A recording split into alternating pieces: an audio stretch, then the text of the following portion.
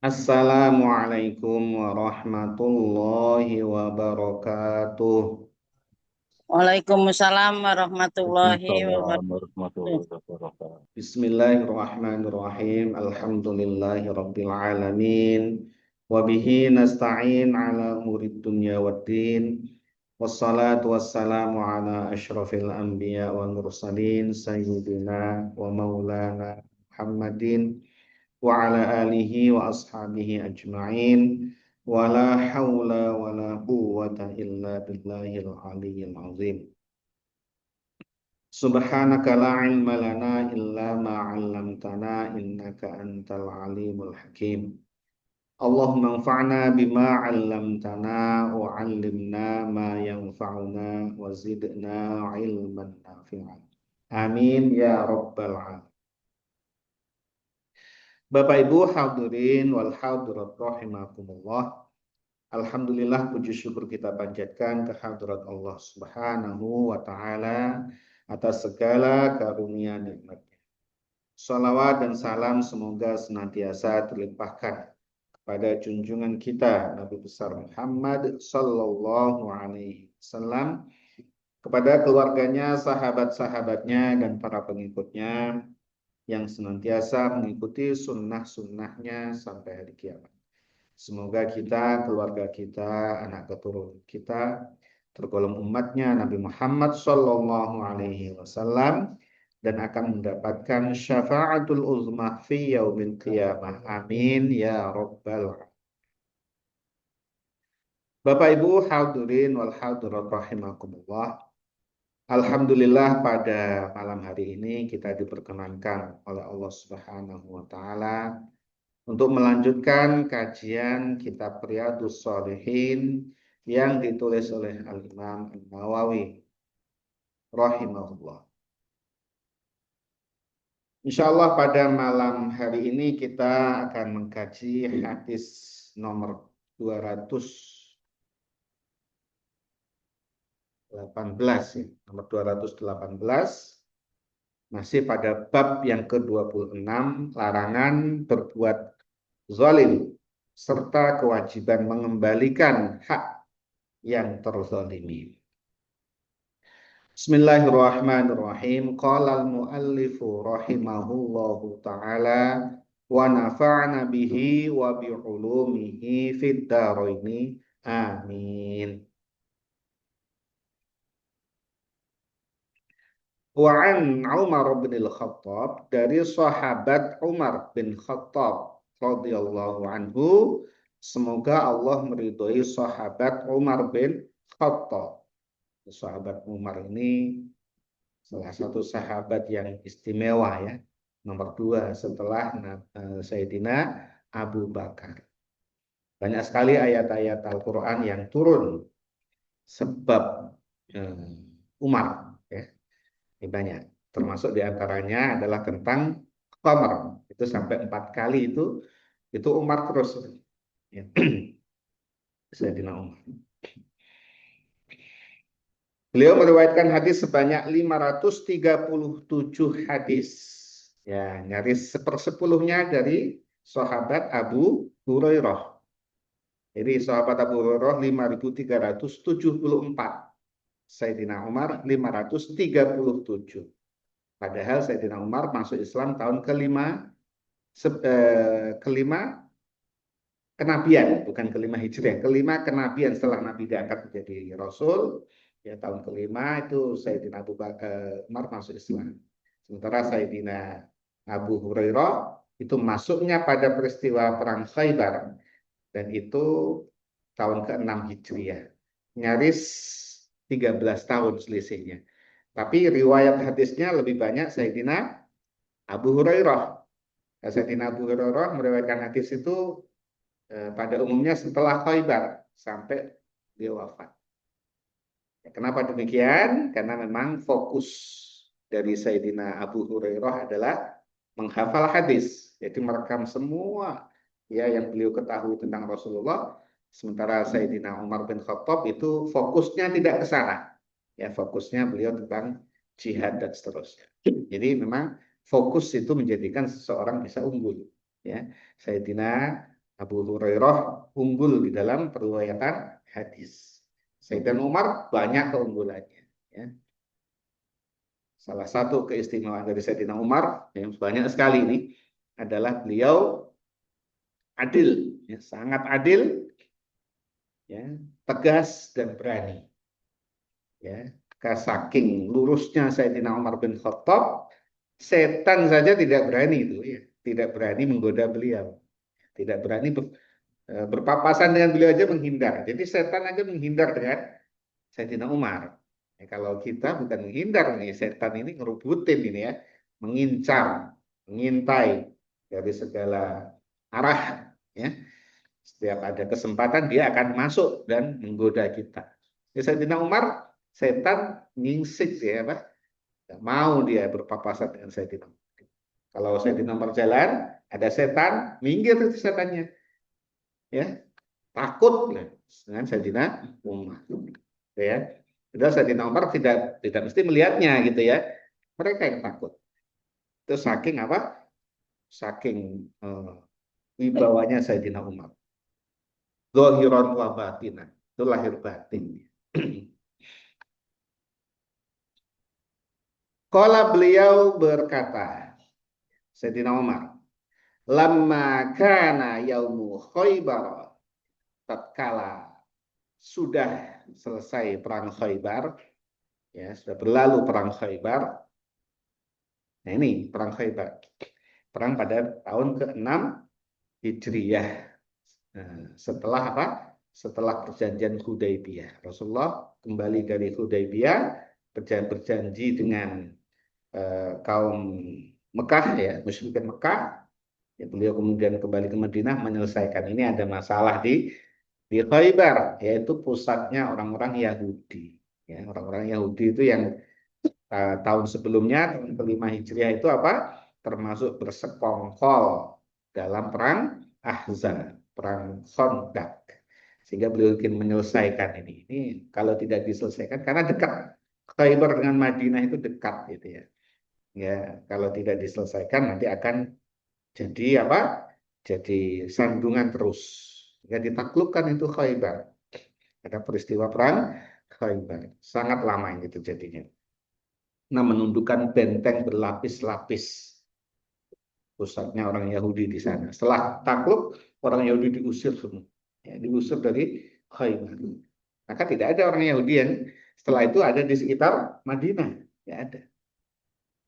Ya, kemudian sekarang menyebar kemana-mana. Sekarang ada lagi itu terkonsentrasi di Israel.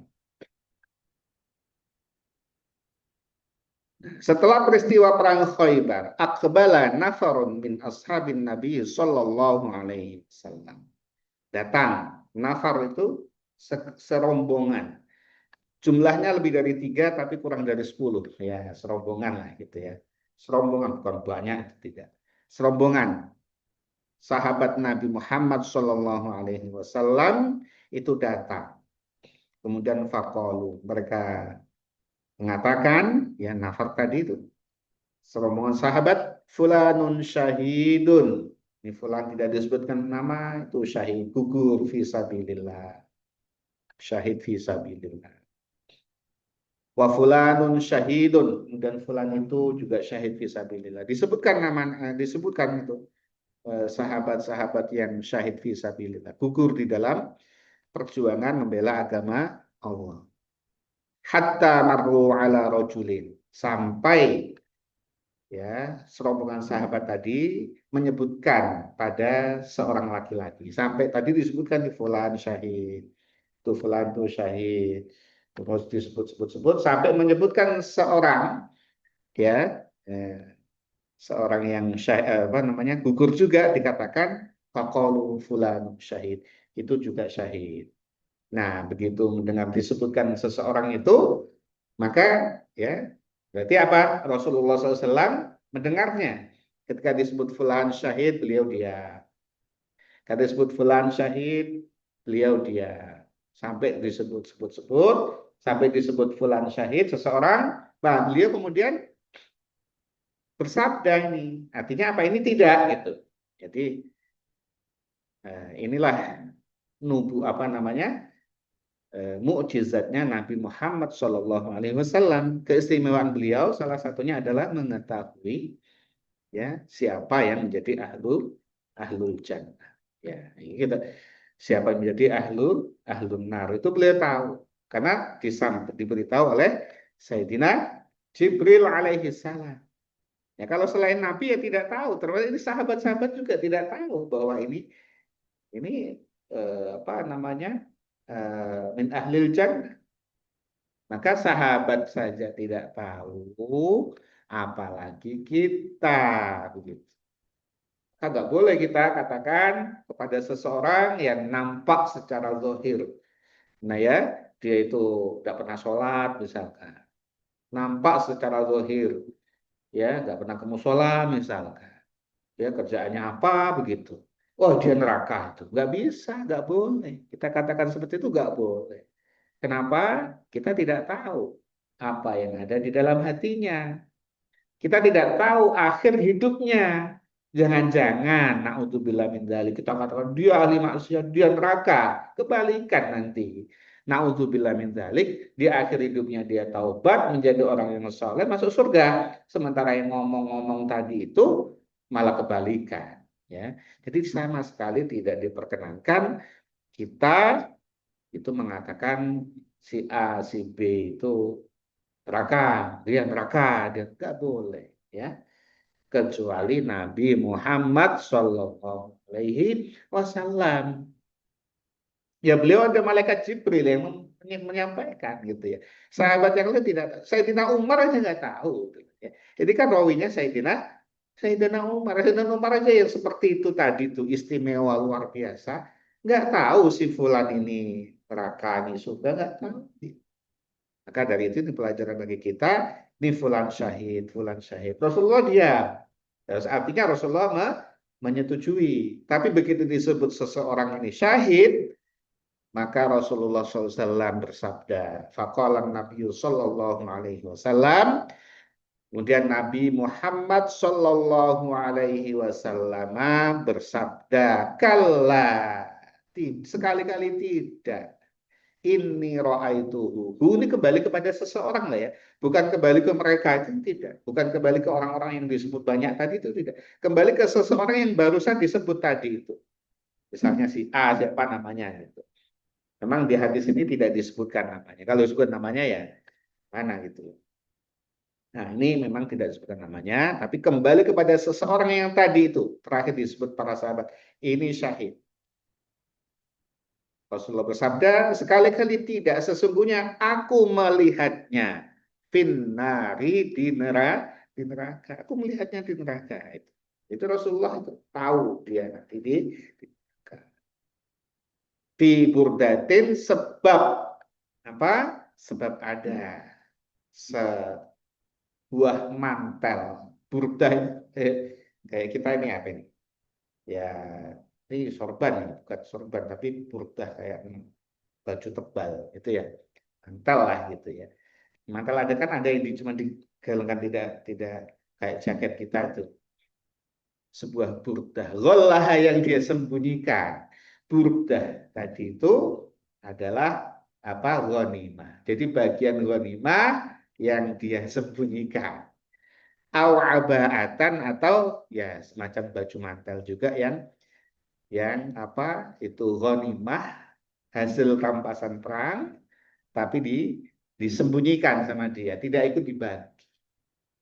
Jadi ghanimah itu kan milik bersama, milik umum. Yang dia sembunyikan, Rasulullah tahu? Ya Rasulullah tahu. Ya, ada malaikat Jibril memberitahu. Nah, kalau Sayyidina Umar nggak tahu. Sayyidina Umar nggak tahu. Jadi ini bahaya sekali ya, Bapak Ibu sekalian, rahimakumullah, ya. Kalau tentang pribadi-pribadi itu dampaknya hanya kepada pribadi itu, hanya kepada satu dua orang saja. Tapi kalau itu barang milik bersama, milik umum, itu lebih berat lagi. Ya. Maka karena apa Rasul mengatakan demikian? Karena si sahabat tadi yang gugur di medan perang Khaybar belum taubat. Kok tahu Rasulullah? Ya Rasulullah sekali lagi, Rasulullah tuh tahu. karena ada malaikat Jibril atas izin Allah Subhanahu wa taala. Itu. Tadi dia belum taubat, belum mengembalikan mantel itu, belum mengkelirkan masalah itu, kemudian dia gugur di medan Khaybar bersama sahabat-sahabat yang syahid, maka dia statusnya di neraka. Rawahu Muslim, meriwayatkan hadis tersebut Imam Muslim. Sekali lagi yang berhak menyatakan dia surga, dia neraka adalah hanya Nabi Muhammad Shallallahu Alaihi Wasallam. Tentu atas informasi malaikat Jibril, ya, atas izin Allah Subhanahu wa Ta'ala. Sahabat Umar saja tidak tahu, apalagi lainnya, apalagi kita, gitu ya.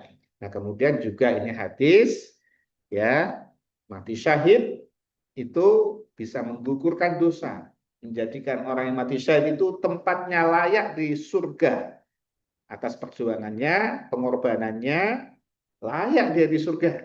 Tapi sebab mantel tadi itu, sebab satu barang saja yang remeh-temeh, tertahan dia di neraka. Artinya apa? Jihad fisabilillah, gugur sebagai syahid, tidak bisa menghapuskan hak anak Adam, hak sesama manusia, tidak bisa. Jadi dituntaskan dulu, kecuali dia taubat. Ya, kalau dia sudah taubat, maka lolos dia. Ini beri pelajaran kepada kita semua agar hati-hati kalau berurusan dengan sesama manusia. Mohon maaf, saya masih baru ingat Pak Dasi, ya, lupa. Ingat sekarang, Masya Allah, ya. Nanti Insya Allah ya. Mohon maaf. Ya, jadi berurusan dengan sesama manusia itu lebih berat karena urusannya adalah ikhlas atau tidak, rela atau tidak. Kalau dengan Allah Subhanahu wa taala belum sempat minta ampun, Allah ampuni bisa, sebab tadi itu. Sebab amal-amalnya innal hasanati yudhibnas sayyi'at. Sebenarnya amal-amal baik, amal-amal soleh itu bisa menghapuskan kesalahan-kesalahan itu kalau dengan haknya Allah Subhanahu wa taala. Allah Maha Pengampun. Tapi dengan sesama manusia Allah Maha Adil. Ya, maka tuntaskan dulu. Ya, sebelum kita mati, maka seingat semampu kita pernah melakukan apa, segera diupayakan untuk dituntaskan, dikembalikan. Ya, nggak usah ego dan sebagainya. Ya, karena kalaupun kita tahan, urusannya pasti di akhirat, itu pasti urusannya. Nah, bagaimana kalau tidak mampu mengembalikan? Jadi ketika seorang tadi itu pernah mengambil hak orang lain, kemudian dia taubat, syarat taubatnya adalah mengembalikan. Tapi dia nggak mampu mengembalikan, ya, karena miskin atau sudah nggak punya apa-apa lagi. Tapi dia taubat, menyesal, ya, kemudian ingin mengembalikan, tidak bisa mengembalikan. Dan orang yang sudah dizalimi tadi sudah tidak ada, sudah wafat, ahli warisnya sudah wafat. Sulit intinya sulit. Kalau masih ada kan bisa kita temui, minta maaf, minta ikhlas. Kalau ini sudah nggak ada, ahli warisnya nggak ada, sulit lah. Atau pernah kita juga dulu pernah melakukan kesalahan apa gitu ya, hak barang milik bersama atau barang negara, kemudian kita upayakan mengembalikan, misalkan tidak mampu mengembalikan. Asal taubatnya benar, asal niatnya benar, ya, dan tulus ingin mengembalikan, hanya tidak mampu, maka Allah Maha Tahu. Itu ya, Allah Maha Tahu. Tapi kalau mampu, ini ceritanya lain. Ini mampu mengembalikan, tapi tidak mau mengembalikan. Na'udzubillah min dzalik. Wa an Abi Qatadah, dari sahabat Abu Qatadah, namanya adalah Al-Harits bin Rabi'i. Al-Harits bin Rabi'i, termasuk sahabat Ansor, ya. Beliau meriwayatkan hadis sebanyak 170 hadis. radhiyallahu anhu, semoga Allah meridai sahabat Abu Qatadah. Salah satu dari yang menarik di sisi ceritanya sahabat Abu Qatadah adalah beliau pernah menjadi tamengnya Rasulullah. Ya, menjadi tamengnya Rasulullah saat digempur, ya, saat terdesak di perang Uhud itu beliau jadi tamengnya Rasul. Maka ketika terluka parah itu Rasulullah meludahi, ya, meludahinya sehingga kemudian diusap, hilang itu lukanya, itu hilang sama sekali seperti tidak pernah ada luka. Yaitu Rasulullah. Kita nggak usah ikut-ikutan ini, nggak usah meludahi, ya, ya malah tambah ini nanti infeksi nanti ya. Itu Rasulullah. Radhiyallahu anhu, semoga Allah meridhai sahabat Abu Qatadah. An Rasulillahi sallallahu alaihi wasallam, dari Rasulullah sallallahu alaihi wasallam, annahu qama fihim, bahwasanya Rasulullah SAW satu ketika beliau berada di tengah-tengah para sahabat, ya. Fadzakara lahum, maka Rasulullah SAW mengingatkan kepada mereka, ya, apa, memberikan khutbah, ya, khutbah kepada mereka, memberikan ceramah pengetahuan kepada mereka para sahabat, annal jihada, bahwa sesungguhnya jihad fi sabilillah, wal imana billah, dan iman kepada Allah, afdolul a'mali, itu seutama-utamanya amal. Nah, ini kalau memang panggilan jihad itu sudah ada, maka amal yang terbaik adalah jihad fisabilillah. Perang di jalan Allah. Kalau itu memang sudah ada. Kalau belum ada, yang jangan diada-adain ya. Perang apa gitu ya. Kalau malah justru menimbulkan mafsadah, menimbulkan kerusakan, bukan jadinya jihad, tetapi jadinya apa? Jadinya menzolimi orang lain. Bayangkan saja itu, ya, peristiwa bom bunuh diri itu misalkan gitu ya. Apa yang diserang gitu? Coba di hotel apa itu? Apa yang diserang dia? Malah yang kena adalah orang yang tidak tidak apa gitu ya, dan tidak dalam posisi perang gitu ya. Ini wah, sudah bisa. Saat perang saja itu Rasulullah SAW berpesan betul kepada pasukan kaum muslimin, jangan sekali-kali menyakiti wanita yang tidak ikut perang, wanita, anak-anak, orang tua, itu ya, jangan merusak, jangan menebang pohon, jangan. Yang disasar hanya apa, tentara-tentara saja gitu. Jadi kalau kemudian dibabat semua, itu zalim jadinya. Ya, ada urusannya lain gitu ya. Tuh, akhlak di dalam jihad juga ada. Bukan berarti kemudian membabi buta. Bom, bom. Nah, sekarang kan begitu kalau bukan sekarang ya. Bom sana, bom sini. Ya. Padahal mestinya yang disasar adalah kekuatan militernya saja. Kalau itu perang. Nah, itu kalau ada panggilan itu, maka amal paling utama adalah jihad fisabilillah. Kenapa? Karena dengan jihad fisabilillah, maka Islam itu tidak teraniaya. Ya, sampai perang Badar itu habis-habisan Rasulullah ya. Kenapa? Kalau ini sampai tidak dilakukan, ya itu tadi, maka akan semakin disia-siakan. Jadi itu jihad fisabilillah untuk menegakkan kalimat Allah, untuk membela kaum muslim. Kemudian disertai dengan iman tentunya. Tanpa iman maka tidak ada gunanya. Ya, itu adalah afdolul a'mal. Tapi kalau dalam ibadah disebut afdolul a'mal, as-salatu ala waktiha. Salat tepat pada waktunya. Jadi, faqama rajulun, maka kemudian berdiri seorang laki-laki di antara para sahabat, faqala, dia mengatakan, ya Rasulullah, duhai Rasulullah. Jadi kalau enak ya, pada zaman Rasulullah itu apa-apa terus disampaikan. Tapi ya belum tentu. Kita ini kalau apa dihidupkan pada masa Rasulullah apa menjadi sahabat-sahabat Nabi, gitu ya. Ya kan, karena berat sekali itu ya. Tantangannya itu berat itu. Apalagi di masa Mekah. Itu ada Abu Jahal, Abu Lahab ya, yang pembesar-pembesar yang gagah, kaya raya, sementara para sahabat dianiaya seperti itu. Ya, maka ya kita bersyukurlah ya.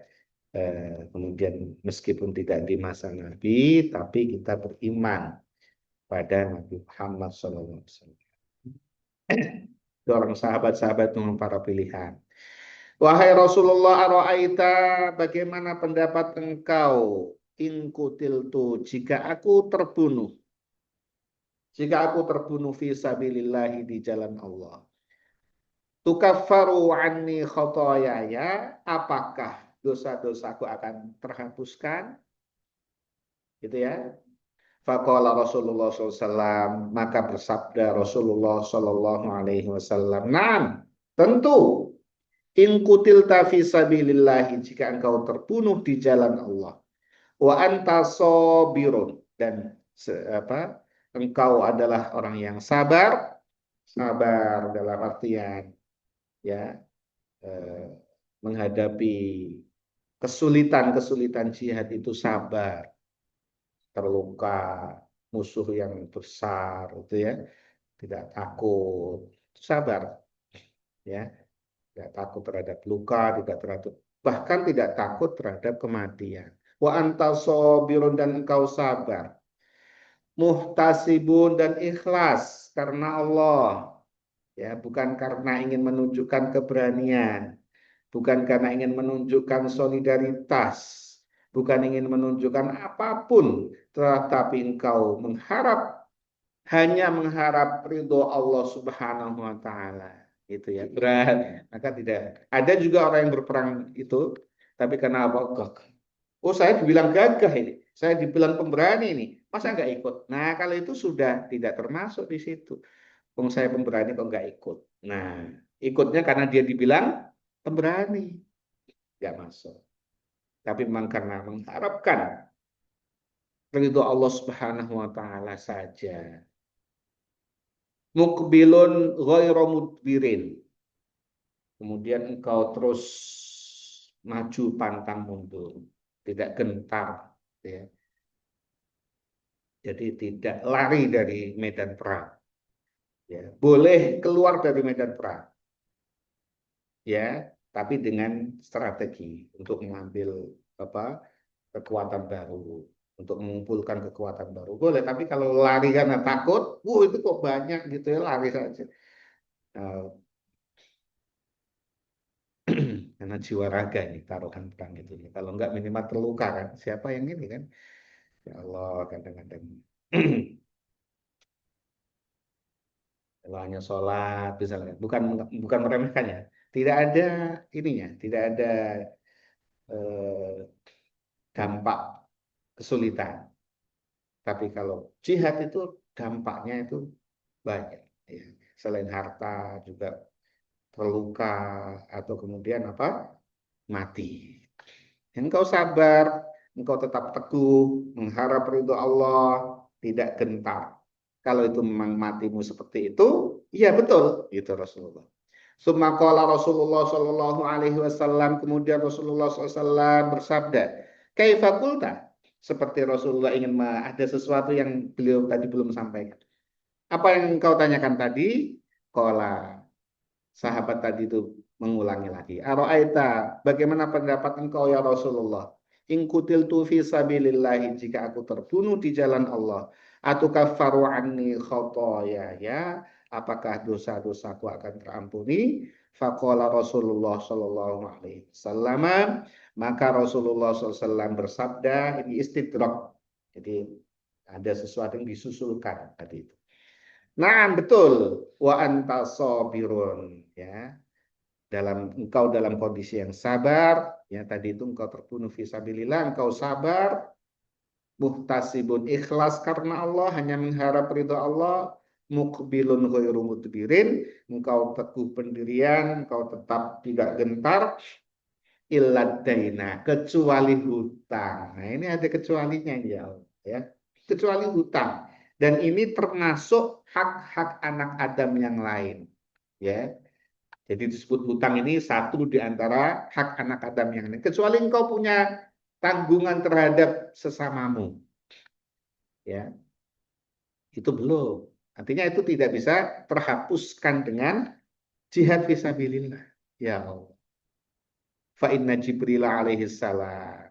Karena sungguhnya Jibril alaihi salam. Jadi Rasulullah tadi itu ketika menjawab seperti itu Jibril menyampaikan kecuali hutang ya Rasul. Ya. Sehingga beliau apa? Beliau susulkan lagi itu. Kecuali hutang. Hutang nggak bisa hapus. Hutang tetap hutang.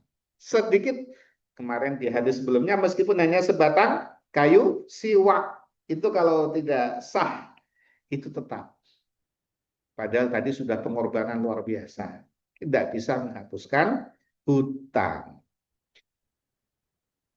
Jadi sekali lagi terhadap sesama kita dosa itu tidak bisa terhapus dengan istighfar. Astagfirullahaladzim, astagfirullahaladzim, sholawat dan sebagainya, sholat, bahkan jihad fisabilillah tidak bisa menghapuskan itu semua.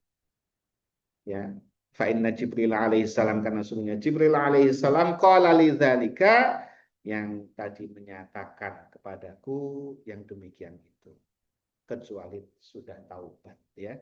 Jadi kalau taubat maka itu tadi dengan syarat-syarat yang ya salah satunya kalau punya hutang ya dikembalikan, atau kalau tidak mampu mengembalikan tadi sudah ada niat mengembalikan tidak punya yang dia harus dikembalikan, maka dia syahid fisabilillah, dia tetap apa namanya terampuni. Allah akan jadikan orang yang terkait dengannya itu akan memberikan ampun atau merelakannya. Itu nanti Allah ajar.